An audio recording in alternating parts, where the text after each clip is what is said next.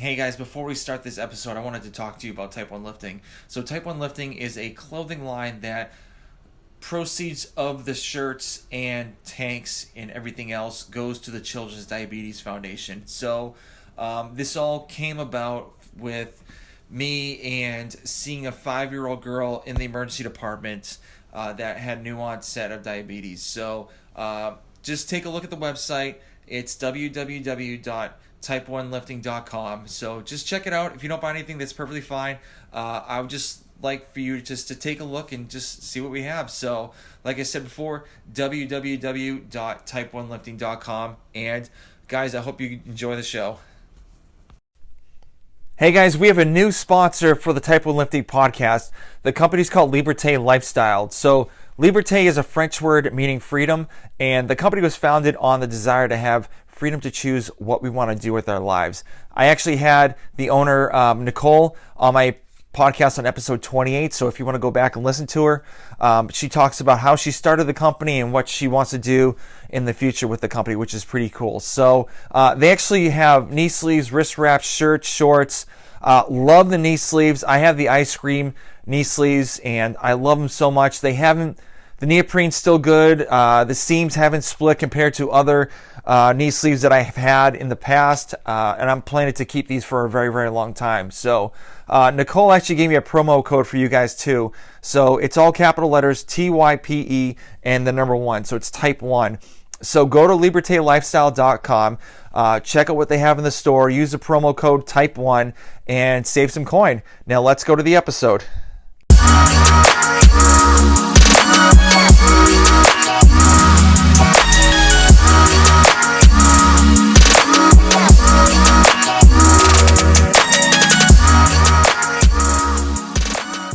All right, guys, welcome to another episode of the Type 1 Lifting Podcast. I have CrossFit Games athlete and the biggest guy in CrossFit, even though I think he's the second biggest guy in CrossFit, Royce Dunne. How's it going? Hey, good. Thanks, man. Good to be here. So the reason why I said the second one, because I'm like about 6 inches taller than you, and I got about like 10 more pounds on you. Yeah. I would definitely. I mean, there's even a few games athletes. I think are the bigger. I don't think Brent McCaskey is a couple inches taller than me, which is awesome. So yeah, there's some big boys coming in now. The more 10 years ago or even 5 years ago, CrossFit was definitely like a little man sport. Like everything was range of motion stuff, gymnastics and barbell. Yeah. But as they bring in more and more, as they get more creative, as the resources are there to do more and more off the out of the gym kind of movements like sled pushing and like rope climbs and all that kind of stuff. Yeah, you see a more varied body type now, which is cool. Yeah. So you're roughly about like 6 feet, like in American measurements, about like 6 feet, like 200. Yeah, I'm just shy of 6'1", I think, like okay. 6.9 or something, 185 centimeters. Okay, yeah, because I'm 6'6", so I mean, I always like to root for like the taller CrossFit athletes. So, and I saw you on Craig Ritchie's YouTube page, and I was like, God, this guy's massive. Like, this guy's huge. Yeah. And I'm like, well, that's the funny thing. When I was talking to Shane one time when I was over in the States, and I told him that I was just on 6 foot, like a bit over. He couldn't believe it. He was convinced that I must have been like 6'2" or 6'3". But you just look huge compared to all these guys that are 5'10". Yeah. So how did you get involved with CrossFit? So a long time ago. So I used to be straight out of uni or college, I guess, as you call it over there. I did about a year of college, and then I just kind of thought, I don't feel like going back into studying so soon. It's just not I'm not passionate about anything yet. I didn't know what to do. I don't want to just rack up the student debt for studying nothing just because it's what you're supposed to do. So I went and did my Cert 3 and 4 in personal training, which is what the course is over here. And so I started doing that for a few years, really enjoyed it. And then just one of the coaches that I was working with at the time was telling us about this website, CrossFit.com. They post all these workouts for free. If you ever need ideas for your clients, or you just want to read up and learn about programming, whatever, just check out these workouts. Really, really well-known website. And so I didn't even think about it for a few months. And after a while, I went back to check it out. And CrossFit back then, I mean, it was only in infancy with the media, but the media was still pretty sick. Where you'd like on the workout of the day, would have a little video of a random gym they'd gone to in America to film and doing the workout, like doing Mary Sydney, showing the demos. They had like some clips from the games from that year. And it was really cool. And I really loved the idea of this, as Ben Smith calls it in one of the episodes, it's like a super athlete, right? You can do a bit of everything. You can lift some weight. do some gymnastics, do some running. Like I'm not a cardio strong athlete. Like I don't love a run, but I like to, work on things I'm not good at. Like that, like to be able to do, anything. And so I just started doing the workouts myself, fell in love with it. And after about 6 months or so, did the 2013 Open was up. And I wanted to do that, but you have to either do the video submission, which was like, I'm a bit of a, not so good with technology. I was like, I don't want to work out video submission. That's crazy. YouTube, like it was back in like 2013. I didn't have a YouTube account at the time. I was like, I'm just going to go to an affiliate. Where's an affiliate nearby that can like judge me, like tick me. And so I found one and fell in love with that side of things, of like the community and having an actual coach and being able to be taught things that I was just skipping past workouts that had like overhead squat. So I was like, I can't do that, I'm too tight for the shoulders, or what's a snatch? I don't know. I'll just skip past it, give you more cardio stuff. But then having a coach to teach you and starting to do more like those kind of advanced 2-part workouts. You see affiliates where someone leads you to a strength and into a medcom. I just fell in love with it and joined the affiliate like on the day of the 2013 Open, and the rest is history. I haven't looked back since. Nice. So I know you played a little bit of Australian football. Do you think that kind of, helped you kind of go into the CrossFit space and kind of like have that endurance and strength wise? Ironically, no. I'm pretty crap at the on the cardio side of things. I don't make a very good runner, even though Australian football is kind of like soccer, where it's got a lot of running in it. I think I probably just had I think my body type changed a lot from school to adulthood when I started to do. I kind of naturally put on strength faster. I think I never really trained strength like Australia, high schools and colleges that are like probably really underfunded or under-resourced compared to the States. Like no one gets in a weight room until you're like 17, 18 maybe, and you're trying to sign up to a professional club. Like it's crazy. Like you see like guys who play rugby over here, rugby is a pretty big sport, and they beef up huge from like high school into like 19, 20 professional when they get drafted, because up until then they just don't even touch weights. Like my high school didn't even have a weight room, or it was like a hotel gym. There was a few dumbbells and a few barbells, like crazy. But so I just never done strength training my whole kind of childhood, and then got into the gym, and like any like young guy, you want to just look good. And so I was just pumping iron. And so I put on strength lifting and CrossFit. And then when I started doing Olympic lifting, that really was like, starting to actually train legs, like do squats for once, not just like machines. Yeah. And then so the running and the endurance actually is probably still my biggest weakness, which is very funny considering the sport I came from. Yeah. I mean, I believe endurance for me is kind of like a little bit lacking, because I was a triathlete for a while, and then all of a sudden I got into CrossFit, and I was just like, all right, lift heavy, lift heavy, lift heavy, lift heavy, and then like I'm I don't know if I want to do this like cardio workout. Maybe I'll just skip that or whatever. So like and like me having 2 kids right now, it's a little hard because I train in the morning and we don't have the stuff at the gym, that some of the stuff that we have for the gym. But speaking of that, you have 2 kids yourself, so how I know I think one's 2 right now. How old's the other one? Yeah, so we have an almost 4-year-old. Our other one turns 2, I think, on Monday. What day is today? Yeah, tomorrow. He's 2 tomorrow. And then we actually just had our third, 3 weeks now? Oh, 3 or 4 weeks old she is. Yeah, so we got 2 boys and then a brand new little girl. Nice. So so obviously with the 4-year-old, I've seen him at some of your posts, like, working out in your gym. So do you, because I have a 6-year-old, like I just said, like, I have him train once in a while too, but I don't force him into doing anything he doesn't want to do. Is that kind of like what you do with your kid? Yeah, 100%. I never even asked them to come out to the gym. They just literally like, they'll stand at the back door and like bang on the door until like my wife lets them out to run outside the gym, and they just want to touch everything, climb everything, and like copy me. And Jack, the oldest, he loves to run. He just likes to run around and like climb and jump off things. And then Harry, the middle one, he's actually the one who likes to try to pick up, he'll push my barbell around the room or try and pick up the dumbbells and stuff. He's like literally like he'll climb up onto the assault bike and like stand on the middle and like push the handles while he's standing in the middle, like things like that. He likes to actually try to do the workout, so to speak. And yeah, so it's really cool. I love that. And that's what I saw a lot at over in Tennessee with Rich, was that, the kids are just in the barn, they're part of it. And they learn pretty quick. People get some commentary on the Instagram of like, this is not safe with your kid there. It's like, don't worry. Almost all the time when they're there, my wife is right there next to them, like, because our laundry is kind of in the garage as well. She's like doing a task or whatever, so she'll just grab them.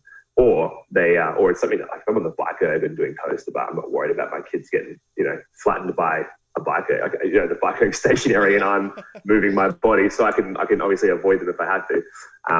So it's not a big deal. And then they kind of get it now. If I'm on a barbell or something, I'll say, all right, I'm going to lift the big barbell, guys, and they'll run to the other side of the room, or like they'll hide behind the box until I finish. Whatever, they get it. It's pretty good. Yeah. And I like that, like they're getting that exposure to like real life risk and danger like early. Yeah. No, I hear you. So like with my son, we do a thing called next station. And so if I'm done with my workout, like we'll do like 30 seconds of like working out, and then we'll have like 10 seconds of like to figure out where the next station is. And so I'll be like in a kind of like a circle, and he'll like just be like, after the 30 seconds, just be like running around like, where am I gonna go? Where am I gonna go? So he gets like either on the like the elliptical, or like we have a 3-pound kettlebell, or I have these like the Olympic rings like hanging off from like like out of my basement. So he just swings on those, or gets on the rowing machine and stuff like that, and just like keeps on going. So and like then he's like, okay, I'm done, and I'm like, okay, that's perfectly fine. You can go upstairs or something like that. So yeah, it's cool. Exactly. Yeah, Jack's the same. So is Harry. Like they'll play around when they want to, and then when they're over, they'll just go back inside. Yeah, all good. Yeah. So you said earlier you were trained, like you had the kids at Mayhem. So how did you get involved with Mayhem? Like, did Rich reach out to you? Because I know they got you on the Mayhem Independent. So did he call you and be like, hey, I want you on this team? Like, what was the whole conversation of going to Mayhem? Yeah, more or less.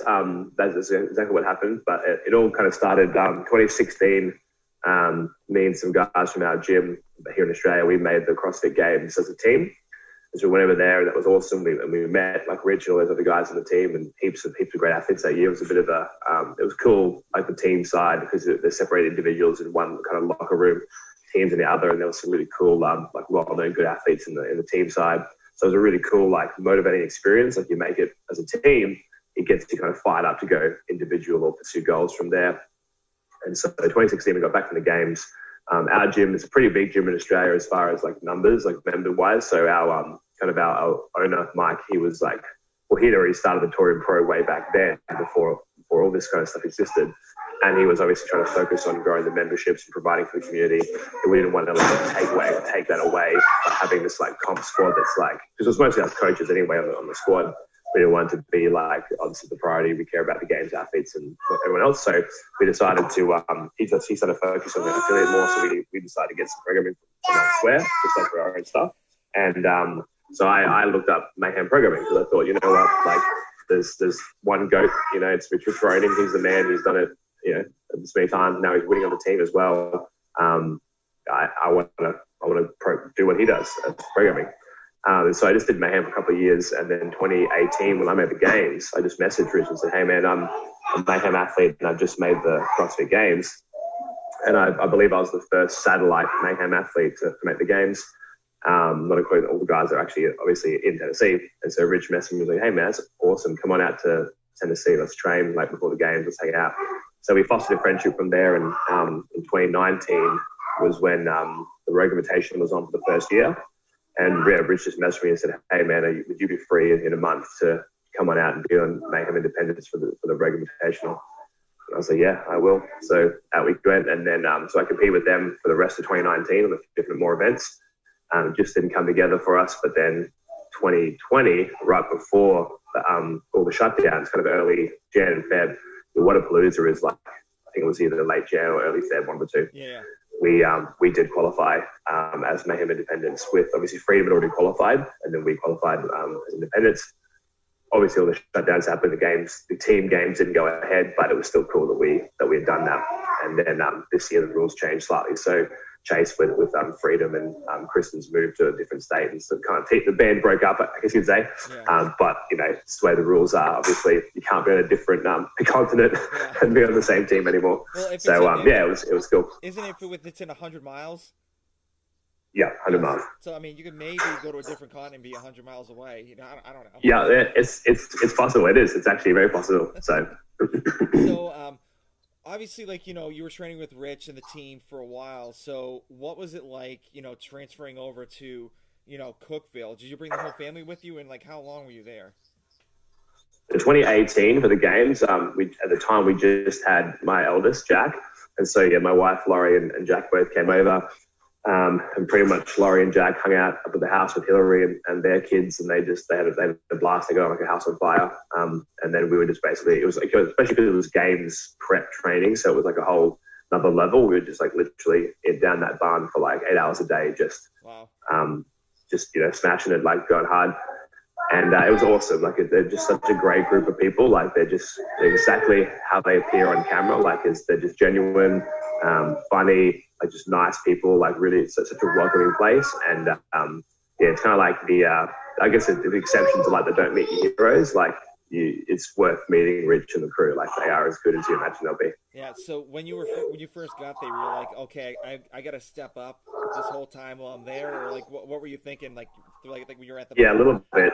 Yeah. I was like, oh man, like I better like don't embarrass yourself, don't suck. Like you better better bring it.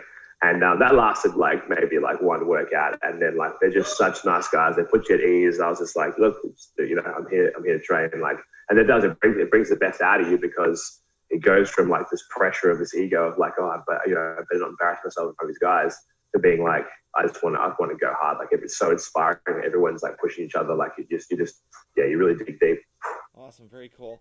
So, how long did it take you to get like acclimated to like the time zones? It generally takes about 3 days when I head over there. So the first day, the way the flights all kind of line up for me, I get in, no matter where I go to the States, really, I get in roughly either somewhere between lunchtime and like early evening, like somewhere in that kind of 6 hour period, depending on which airport I'm landing at.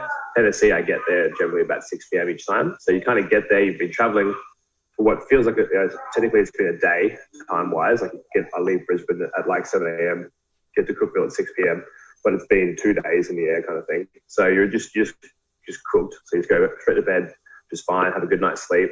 Next day feels okay. It's that second day, what it feels like for me every time I do it, is it just feels like I'm the least fit I've ever been in my life. Like every workout just completely flattens me. I can't breathe. I'm so weak. I'm just like, I feel like I've had the flu. And then that third day, it's like, boom, let's go. We're back. Yeah. And even just the difference between that second day of feeling like crap to being back to normal, you actually feel like you're higher than normal, because the comparison is so stark. Yeah. You're like, I actually feel like I'm the fittest in my life now. I'm ready. So it's just that day after the day. That's what it just, you don't see it coming, because the first day you're like, oh, maybe I'm not jet lagged, because I feel great. And then day two, there it is. Yeah. You just can't even you're just so terrible at fitness. I can't imagine what your Whoop score is. Do you have the Whoop? I don't, but yeah, it would be like, I've seen screenshots of people putting up 1% whoops, and it's like, am I dead? Like it would probably be like that. Yeah, I mean, I don't have one either, and there's been times like I've traveled to like Germany or something like that for like the military, like way back, and man, like I got absolutely trashed. Like it was like like you said, like it took me like 3 days just to get the hang of everything, and like I was late to I didn't even wake up, and then my supervisor knocked on my door and was just like, hey, you need to get out here. And I'm like, oh, okay. Like didn't shave, nothing. I was just like half asleep, and then like he goes up to me and he's like, hey, you might want to shave your face because you're in uniform right now. And I'm like, I thought I did. And then like I look at it, it's like full grown beard and stuff. I'm like, shit, I gotta shave. Yeah, it's a big factor. I think people you don't really know until you do it. Like traveling is hard in general. But like most people travel for holiday, you don't try and do like fitness and compete when you get there. So it's rough. You really got to leave some lead in time. When the guys came to Australia, I think because of the way the time lines up when you're heading west or east, whichever one, when you're heading the opposite way, it hits a little earlier. So like when they arrived, they were like zombies walking. And unfortunately for them, so like they leave. I think their flight left at like lunchtime or something from Nashville, and then they get to Brisbane at like 8 a.m. or something. So it's so weird. So like you're trying to stay awake that day. Because you go to sleep, it's all over. You're stuck out of rhythm. So they're trying to stay awake. They're so shattered. Like we just try and do a bit of workout to like something to keep them awake, like get a bit of endorphin. And they're like, basically can't even like function. And the next day, just as trashed. The third day is when it came good. So it's still kind of a 3 day period, but it's like front loaded. Whereas mine is like real sneaky, because you almost feel like you're okay because all the times line up. You're like, oh yeah, I've arrived. I go to bed. It's nighttime. Wake up. I feel great. And then it gets you. Whereas coming to Australia, I think just the way that the time lines up, it's like opposite. You get smashed up front, and then it's every day it gets a little better. Yeah. If you can keep the sleep cycle, though, you got to be careful. Like I said, if you get here at like 12 and you go to bed at 3 p.m. because you're just so smoked, you go to sleep like 11 hours, wake up at 2 a.m. and then it's like it's all over. And then you're just in this like off peak. Yeah. It happened to me when I came back from Europe back in high school. I had this we had this trip to Spain. Came back from Europe, same thing. I would like crash out after school at 3 p.m. every day or 4 p.m. Wake up at like 2 a.m. and I just couldn't break that for like a week. Oh, that's awful. It's real bad. Yeah. So while you were a team in like with the Australian team, then moved to Mayhem. So obviously you had some experience working as a team. How did your experience help out, Mayhem Independence become like, qualified for the games? I think the biggest, most of the team dynamic, it's kind of got to come from the actual team members. Like, for example, on the Worm, you got to know who your teammates are and move with them. So it's a little different every team. So that's kind of stuff you just build by practice. But I think the single biggest factor of being on a team is on things like a Worm, for example, or even like normal synchro workouts, is just that mentality of like you need to put in for the team. Like everyone's tired, everyone wants a break. You just can't think about yourself and like if you're individual, you just rest when you need to and break things up to suit your, okay, I'll rest on this movement and go on broke on the next one. Or you can make decisions on the fly as well. Like, okay, we'll break this, but I'll go on broke on the next. Whereas in the team, you can't really deviate from the plan because how do you communicate to 3 other people quickly that we're going to change the plan all of a sudden? So you just really got to like make your bed in line and like you just got to be willing to hurt for the team. And there are certain workouts, even workouts that have like a long, like you got to do, 40 cleans in a row or something, a long rep scheme. Yeah. It's just like put your head down and grind. Like it feels like it's going forever, but you just don't want, no one in the 4 wants to be the one person that holds everyone up. So you just dig in. Yeah. And that if you can bring that mentality in of like, you almost got to like kill yourself, like spend yourself. An individual, it's different. It's like you have a resource you have to spread out perfectly across the workout because if you fail, no one else is there. Like it's you versus everyone else on the floor. The team, it's kind of like you're versing the workout. And if you do it smoothly enough, your team will beat other teams. Mm-hmm.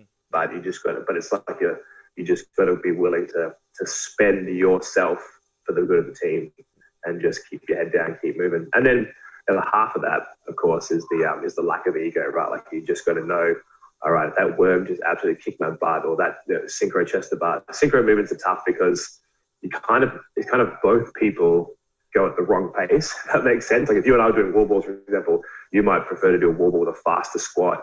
I might prefer a slower squat. So I have to squat faster, you have to squat slower. So we're both like hating our reps. Like it's hard for both of us equally. It's like the opposite of compromise. We both lose. And so synchro stuff, you get off the movement saying, you're smoked. It's about looking at your teammates and being like, can you do more of that? Or I need to rest. Like, don't be the hero of like, oh yeah, I'll go first. And then you just like eat crap. You got to be like willing to be like, all right, guys, this is just, I know I'm not good at this. You're going to have to carry me here. Like no judgment because you'll probably carry someone else in a different event. So It's just really humbling in that way. Very cool. So with the worm, so I've never had any experience with it. And so since you're like a taller individual, how tall were the rest of your teammates? And, where was your position with the worm? And how do you like guys handle like, you're a real tall athletes compared to like shorter athletes on the worm? Yeah, it's it does make a difference, but not probably not as much as people think. It just basically, I think it just makes the girl behind. I used to be at the front of the worm. It just makes the girl behind me, I think, a little harder on some movements because the weight kind of falls back on them a bit, and it makes it a little easier on some movements because like if we're going over the head, they barely have to do any work. So I'm lifting it so much higher than them. Yeah. If it's like a squatting movement, I think the worm kind of falls back on them down from my shoulder a bit. So it's just a little bit different. But all in all, like synchro wise and the smoothness of it, it doesn't really make a difference because if you're at the front, it's kind of tough. If you're at the back, it's kind of tough because you're just the ends. But if you're in the middle in any order, you have someone at the front and back helping no matter what. So it's more just the middle guys are more about keeping sync and not like getting out of sync. The front and back are the harder parts, but I kind of prefer it because I would go at the front because it's simpler. You just got to be the workhorse. And as a bigger athlete, because the worm is a set weight, it does worked to my advantage, whereas Chase would go in the middle where he's doing things like calling the shots, making like any rep scheme calls we need to do. The other girls will be doing the counting. So like, and it's actually really gassy to make the calls, like to keep your voice loud, to keep yelling the whole time. And so Chase is a lot fitter than me. So he would go make the calls and I would just muscle the hard part of the worm, and I just prefer it that way. Okay, cool. So before you went to team, you were an individual and you actually made it to the games, like you said. And one of the ones that obviously sticks out is the CrossFit total that you did. Mm-hmm. And so I was like, holy crap, that's like a lot of weight you actually pulled and pushed, everything. So was that like one of your favorite moments of the game, or were there any other ones that you kind of were like, okay, this is where I'm supposed to be? That was a really cool moment, I have to admit. Like it wasn't even the moment on the floor, actually. Out on the floor, you're just kind of bursting guys in your heat, so you don't really have perspective yet. And I was in the first heat, so there was another really strong athlete, Jared Enderton. Yep. He's a former strongman. And so I was like, okay, if I could just hang close with him. So he got me in the squat, he got me in the press, but I think I could out deadlift him. And I did. And so that was cool, just like a little battle between he and I. It was kind of the moment later when I was back in the corrals, we were just watching the video of the last heat. And it kind of occurred to me that the final heat being all the really fit, well-rounded guys, and your Frasers and your Bukowskis and your Vellners, they're probably not, because they're not specialists, they're so good at everything, they're probably not going to win a really specific event like a total. So I was like, I think my score might hold up here. And it was that moment at the end of the heat when it kind of flashes the scores and I had got the top score. That was a pretty cool moment of like, wow, like an event win at the games is pretty special. Probably the best actual moment of the games for me was probably on the Sunday, like one of the, like either the assault bike workout or the final in the stadium. Like that was a pretty cool, like you just battled through a big weekend. You obviously saw the ups and the downs of whatever, just that Sunday of being like, wow, this is like we're in the Coliseums, the final day, or even the first one outside. Mm-hmm. It's like, it was a really cool moment of like, this is pretty cool. Like, can't believe I made it here. So those are probably the best I was feeling out on the floor. Whereas the first couple of days is all anxiety and nerves and like, you're trying to, how am I going to come across? What's my performance going to say about me? All the little insecurities that you have, all the pressure you put on yourself of like, I hope I do well here because, this just defines me, even though it doesn't. But those are all the thoughts you think about, right? Whereas the last day was kind of like, you know what? This is just so cool. Like, enjoy this. Like, this is a pretty awesome experience that I might never get to experience again, but definitely most people don't get to experience. So, like, soak it up because this is pretty rare air. Yeah. So, were you nervous? Because obviously, when you did the total, it was starting to rain a little bit. So, like, obviously, like, there was one guy in your heat that fell and wasn't able to do the games for the rest of the time because he hurt his knee. So, like, how were you like approaching, like, obviously like a wet floor and like how were you thinking about what were you thinking throughout that whole scenario? Honestly, I didn't worry about it at all. I guess I just didn't even think about it. But I've never had I think with Alex, I think he was trying to bail out of it when it slipped, or I actually don't remember. I can't remember the footage, but I squat relatively narrow, and I've never had my feet slip or move even on a squat before. So I just didn't even think it would be an issue. Like maybe I was this close to getting axed as well and didn't even know it, but I was not stressed at all. I didn't even think about it. The only thing I was thinking about was, I hope that deadlift bar isn't too late when we get there. Yeah. But I was like, they gave us towels and I'll just chalk up to the 9s, so it won't be a big deal. So no, I wasn't stressed at all. Okay, all right, because like obviously I saw him bailing out, and I was like, ooh, that doesn't look good, and I think he just got really unlucky too. Like I think when he went to bail, his leg just kind of got caught, or yeah. I don't know if it was water related, but even if it was, I think he just got unlucky, the poor guy. Because if you watch the video, the leg that you think gets snapped, like the one that looks really like folded, that wasn't the one he did the ACL. He did the ACL on the other side. Yeah. So that just looks bad, but it was actually the other knee. So I think for him, it was just one of those like, lightning strikes kind of thing, just really, really bad luck. Like it could happen to anyone at any time. Yeah. But nothing specifically was like super dodgy about that. He just got stung, which sucks. Is really unfortunate. He still managed to pull like one of the best deadlifts of everyone out on the floor though. Yeah. Because you don't need your ACL for a deadlift, apparently. So, do you think maybe because like one of the reasons he was wearing sneakers? Possibly. I think ollie shoes don't necessarily aren't famous for like their traction per se, but they are uncompressible. So like, as in like, it's a solid piece of wood or plastic. The shoe doesn't roll. So you're far less likely for the lateral pressure to make the shoe slide because it's just like doesn't compress. So that could have been a factor. But it was only sprinkling pretty lightly. It wasn't wet floor.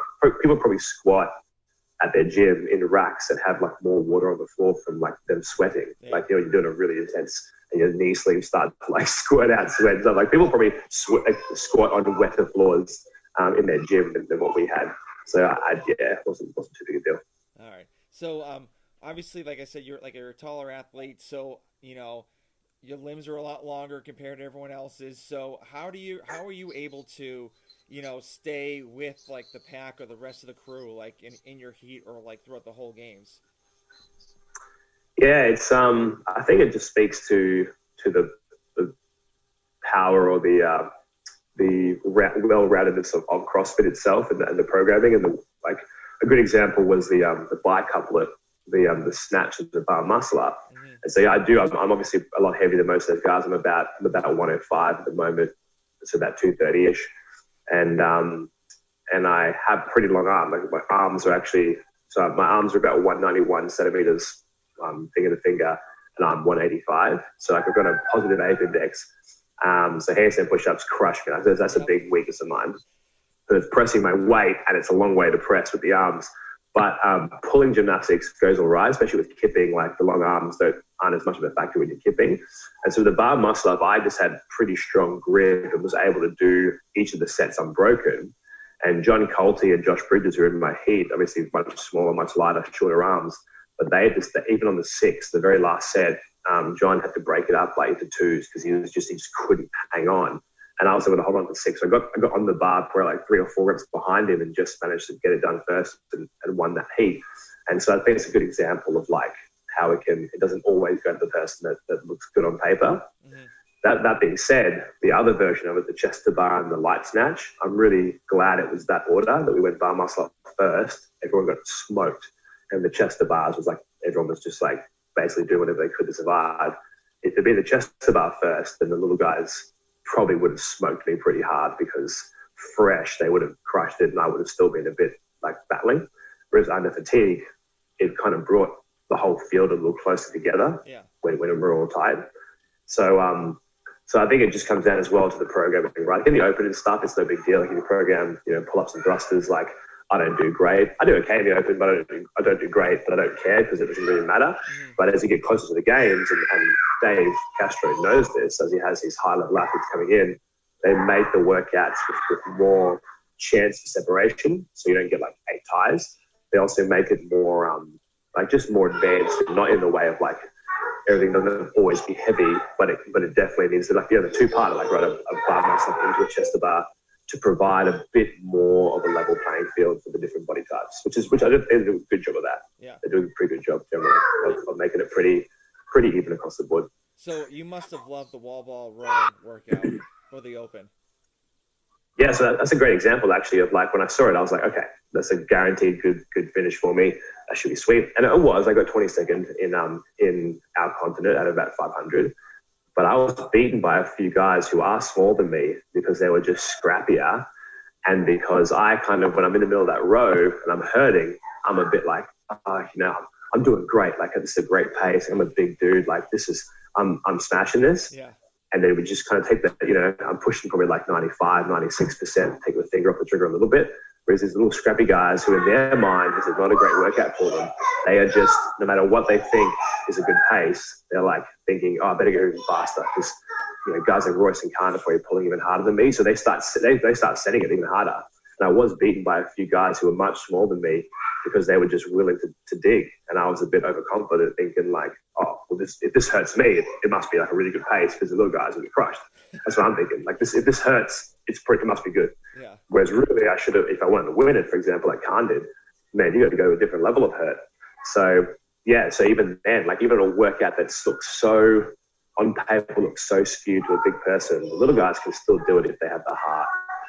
That being said, those little guys, so to speak, are of course themselves super fit. And that's kind of the thing, right? Like not just any little dude come in there and beat me at that workout. Yeah. But just like not every big guy could do that wall ball unbroken just because he's big. Like these guys are super fit. We're all super fit and train hard to be in a position where like any workout can be a good workout for you if you train enough. So it's cool in that way. Yeah, very cool. So do you train with like other athletes down in Australia at all, or like with Connors? Because I know like obviously, you know, Brisbane's farther than some other like, you know, city or whatnot. But do you guys get a chance to train with each other and kind of like throw your own different programming and kind of mix it up a little bit? Yeah, unfortunately, not much at all. Like this is the cool thing about regionals and now essentially what Torian Pro is that it is a giant reunion for all of us. It's pretty cool because you can look it up actually if any of the listeners want to blow their mind. If you Google Australia versus USA actual land area, Australia is about 92% the size of the USA. It's virtually the exact same size. Even though on a map it shrinks Australia and makes America big because it's curved, the globe is curved. If you actually look at area, so from me to Sydney, it would be like flying from like LA down to like Texas. It's like a 2-hour flight. Impossible to drive. Even worse than America because in Australia there's nothing between the cities. If you drive to Melbourne or Sydney from Brisbane, you got a lot of time of just literally nothing. Like at least in America, when I drive from Nashville to Cookville, I pass like an exit for like 20 towns along the way. Yeah. There's like stuff, there's stuff in America, like, but there's nothing in Australia. It's empty in between. So you basically always fly, and flights are way more expensive than the States because small population, less planes, less people. It's just smaller market. So the flights are always more expensive. So we don't really like see each other very much. It would be a big interruption to your week, basically, to just go down and train for a weekend. Like it's not really, you can't really catch up. And even Swanee, who's a good mate of mine, he lives in Brisbane. He lives in Ipswich. It's that it'd be the equivalent of living in like Cookville if you lived in Nashville. Wow. It's still like it's a little shorter. It's a little shorter, but it's still like too inconvenient in a day to get out there and train with him and come back easily. But he'll be in Brisbane every now and then, like in the city, and so he'll like out to mine, and we'll meet up at the gym. Because our gym's right in the middle of Brisbane, because I live a bit more out in the suburbs. But if he's in the city for anything he has to do, like an appointment, or he's take his wife to because she works in the city in a school, we'll pop in and have a session or something. But generally, we don't see each other until like a bigger event, which is why it's so fun and so cool at the pro. But this year, two of the coaches at our gym, a guy named Will Carney, another guy named Jack Jeffrey, they were like not proven entities before this, but this year they both qualified for the pro, which in Australia, in our continent, is the top 30 from all of Australia and all of New Zealand. So it's pretty like tight. Like it's a pretty tight race. Statistically, it's the same as the 120 in the States, but it's pretty cool for the two of those young guys to be named in the top 30 best CrossFitters in our two continents, in Australia and New Zealand. So pretty big like breakout year for them. And so the three of us train up pretty regularly. Yeah. We do one session a week at least. We'll be all actually like physically train together, and I'll have one or two of them over to my house a few times a week to like get random sessions, or like before we had the runner at Torian, they'd go over to my house to use the runner and stuff like that. So we do have a bit of a community here. But as far as the actual like the top athletes, we're in different cities. So it's Very cool, very cool. So obviously you're talking about the Torian. So the Torian Pro's coming up like really soon. So how are you preparing for it? You know, obviously the workouts have already come out, and so you kind of know what you're expecting. So like what's your approach to this whole thing without like kind of spilling the beans? You know, so everyone else will know. So if you haven't a couple of times. So basically I did each workout once, just to a couple of reasons. None of them were a huge surprise. Like it's pretty, like when you do CrossFit for long enough, you do pretty much any combination you can think of at least, several times. So there's no surprises there. It's more just like I had an idea of what I could do, like on this, there's one that's 21 muscle ups, 21 snatches. I had some Amanda done as a chipper. And I was like, okay, in my mind, I'm thinking I could do the muscle ups unbroken. but I better just test that to make sure that's not a dumb idea. Like, is that actually possible? So you tested it, and then get your feedback of like, okay, that was so dumb. Like, it cost me like, probably 2 minutes of resting or whatever. Or like, no, actually that's possible. We can roll with that. So you test the workout just to know if your instincts are right, and then just have an idea of like, where's the sweet spot in the workout that needs the most effort. Like on the first event, you got to push that run pretty hard. Whether you're a strong runner or not, that run is kind of the key, because it's like if someone comes off the runner even 30 seconds ahead of you, to hunt down 30 seconds on a bike erg in 7K means you're going to be riding about 8 seconds per 1,000 faster, which is the difference between you riding a 2 and me riding a 152. Mm-hmm. Or if you're riding a 150, I've got to ride a 142 for 7K. So that's going to be hard to do. And then it gets even less likely to do that on the rower. So it's like, even if you're a great rower, it's still going to be easier just to make up 10 seconds on the run versus trying to climb back 10 seconds on the row at the end. So you got to figure out which of the events, like, there's a natural tendency of like what plays to your strength, where should you push, but then also there's an element of like, okay, this is the linchpin for the whole workout, and you have to push here, or your strength is a lot harder. So I've done that, tested them all, compared some data with Jack and Will. Like, we're close enough that we touch on schools and stuff, and kind of work on that. And then pretty much this next week, Mayhem Athlete have actually put together, like, for the Mac and for the Pro, which are the first two up, they put together like a training guide, essentially, of like intervals or like smooth pieces around the events to work on. So you might do an EMOM with 3 muscle up, 3 snatches, 7 rounds for the Amanda, like just to get some volume in, but not actually do the full workout. Yeah. Yesterday I did like intervals of the there's one that's echo bike, drag rope, and dumbbell snatch. So we did like a round of the workout, but resting in between each round, like rather than doing it for time. So things like that, just to play with the elements and like kind of get the feel for it, for lack of a better phrase. Okay, cool. Yeah, I mean, I kind of understand, like, obviously, like, like you said, just do like a little blurb of it, so you kind of get like gauge on like what you're looking to do. So, which is, because you don't want to do the whole workout and then like, see like, oh, I want to go hot right off the bat and kind of see, but you just kind of want to do like a smaller thing, which is, smart. Yeah, exactly. I did. Yeah, exactly. That's what we're doing from now for the next week. Will just be like bits and pieces of it. I did do each of the workouts in full, just because at the same time as you get good data from doing bits of it, it's also like sometimes it's that last 10% of the workout that you don't see coming. Yeah. But you think you've got a good pace in your head, but you don't really know what it's going to feel like if you try and do it the whole time. So there's also definitely value in doing the whole workout. Yeah, very cool. So obviously, like, COVID shut down all of Australia and stuff like that, and everything was shut down. So how was your training, during the COVID lockdown? And, are you really excited for having the Torian Pro as like a live event? Yeah, it was actually I was really fortunate myself. I had a pretty decent home gym during that whole time, so I could pretty much do every kind of training. Hey, Jack. Make sure you're sharing, okay? So I was pretty lucky having, do pretty much my full training routine. And it was a scary time for the gym, trying to, run a business during the lockdown, as it is in the States, very similar here. There was some good incentives and stuff from our government, and it wasn't as doom and gloom as it might have been other places, but it was very much like we were pushing pretty hard to keep that kind of community alive online. And our members are awesome. Like almost none of them quit, and everyone like stayed with us and did the workouts from home. We weren't up to do this. We put some pretty hard production quality into it, did some filming of the workouts and stuff, and went out to parks and filmed these cool demo videos in pretty epic scenery. And but apart from that, obviously we were like just sitting at home full time, like doing nothing. So training actually went to the roof. I was like training like 8 sessions a day. Like I just go out to the garage, do a session, come in, sit down for an hour, go out to the garage, do another session, come back in, do some work, get on the Zoom with the other coaches and with Mike, and we'd chat about our plan for the week and programming and stuff. Go back out there, do some more working.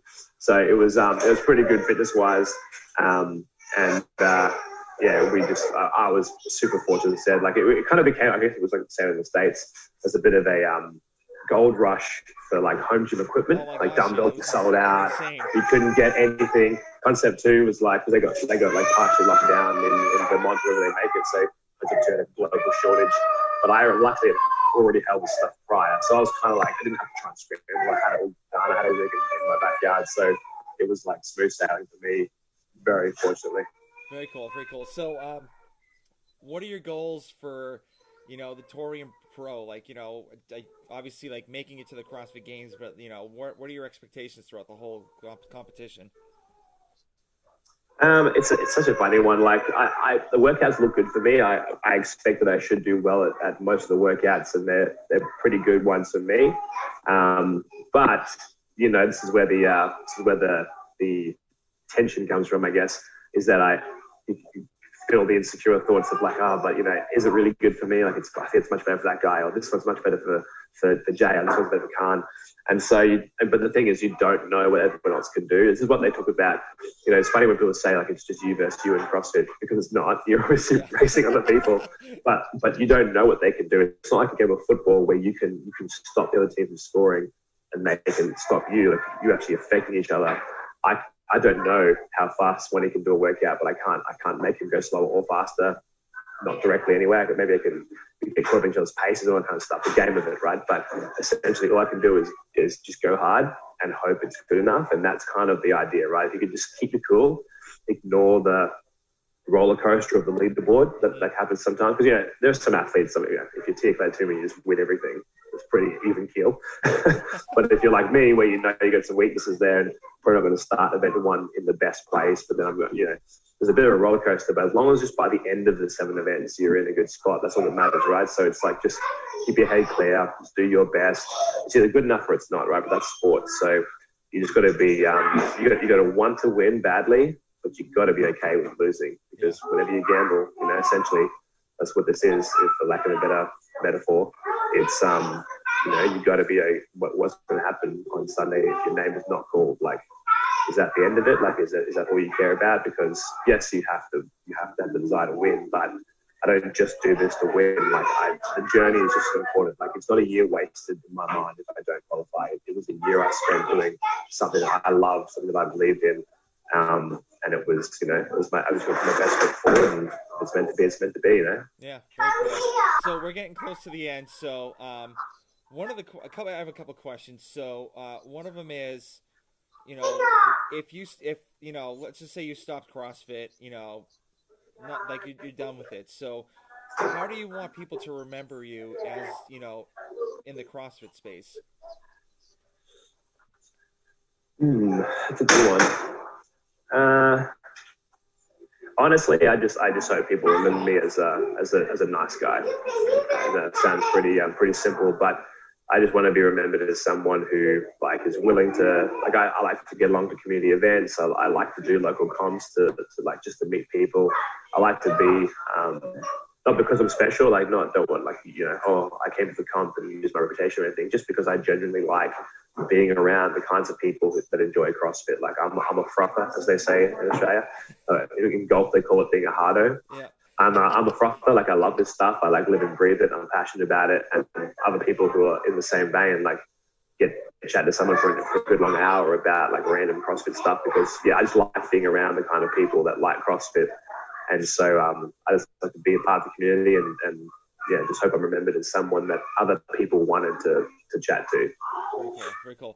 So obviously you're a dad, so we can hear the kids in the background. So how do you kind of manage handling the kids and working out at the same time, and doing all these things in CrossFit? Yeah, it's definitely a dance, and pretty much a large part of it, the most part of it comes down to just my wife being awesome, and just taking that I don't know, I guess that just lumping that when so I get home from work roughly lunchtime every day, and I kind of come in, decompress for a bit, have something to eat, catch up with the kids, just have a bit of family time, and then kind of around 2 or 3 p.m. as the sun's starting to go down a little bit, getting a little bit cooler, I'll just head out to the gym and start the session. And like it could be anywhere from an hour to 3 hour session, depending on what's on and all different factors. And then kind of the kids are by then pretty settled. Like the boys are a bit older now. They're pretty independent. They'll play in the house, or if they want to come out with me, and they'll run to their little playground outside, or they want to come into the shed and muck around. Like, so they'll just kind of take care of themselves. But when they start getting hungry and start tantruming or whatever, they just, like Laurie just like takes up that slack, and she'll just come out and sort them and get this snack and whatever. And so then kind of when I wrap up, depending on what time I wrap up, I'll come in and help bath them or shower them, or if they've already started before I finish, I'll come in and just try and get them dressed or whatever and help so Laurie can have her shower and whatever. And then the bedtime ritual is starts at about 6, anywhere from 6 to 8, depending on how tired they are. And it's just, we teamwork it from there. And then Laurie will have some time to herself in the night if she's feeling up to it. With the newborn now, she's pretty tired, so she pretty much is gone. As soon as one of them goes to sleep, she goes to bed with them. But yeah, it is just a bit of a balancing act. Like I said, they're generally pretty good at just like hanging out and running in, between me and the shed and Laurie in the house, just finding to do.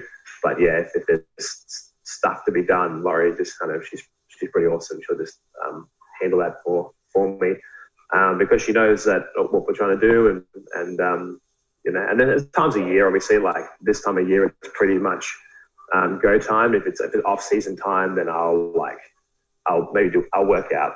And then the boys are playing whatever, so I'll then come in and help out and whatever, and then I might just squeeze the workout in later or whatever. So the working out takes more and less priority depending on where in the season you are and how much flexibility you have. Yeah, very cool. So do you have, let's not even talk about the Torian Pro in the CrossFit Games or anything like that, but do you have any goals for the rest of the year?